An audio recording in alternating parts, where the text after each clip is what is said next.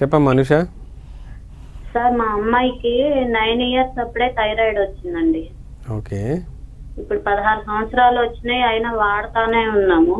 అవునమ్మా.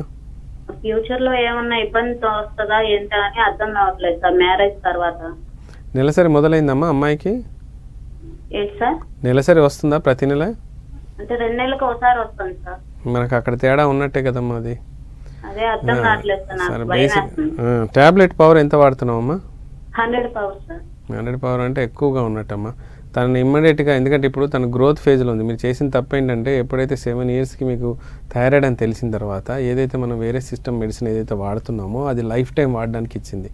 అదేది మన థైరాయిడ్ని క్లియర్ చేయడానికో లేకుంటే థైరాయిడ్ని కంప్లీట్గా తగ్గించడానికి ఇచ్చిన మెడిసిన్ కాదు అది.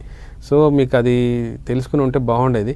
అది 7 సంవత్సరాల అమ్మాయికి ఇప్పటివరకు 16 అంటే దాదాపు మీరు చాలా టైం వేస్ట్ చేస్తారు. దాదాపు 8 years, 7 to 8 years మీకు టైం వేస్ట్ అయిపోయింది.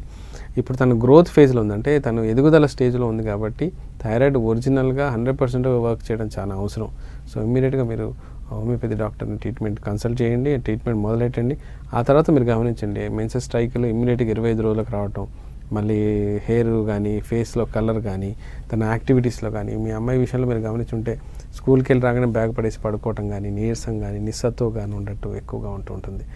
రేపన్నాడు ప్రాబ్లం వస్తుందా అంటే 100% పిల్లల విషయంలో కానీ, రేపన్నాడు ఈవెన్ తన రెగ్యులర్ మెన్స్ట్రువల్ సైకిల్లో కూడా ప్రాబ్లం ఉండే అవకాశం ఉంది. ఎందుకంటే చిన్నతనం నుంచి మొదలైంది.